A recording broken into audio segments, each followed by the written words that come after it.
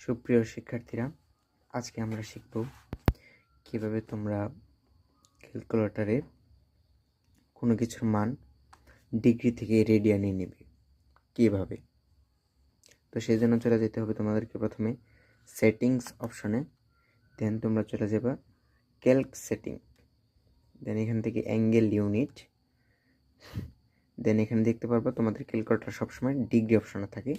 তো তোমরা এখান থেকে যদি রেডিয়ান করতে চাও তাহলে রেডিয়ানে ক্লিক করবে, দেন এখান থেকে ব্যাক দিয়ে চলে আসবে।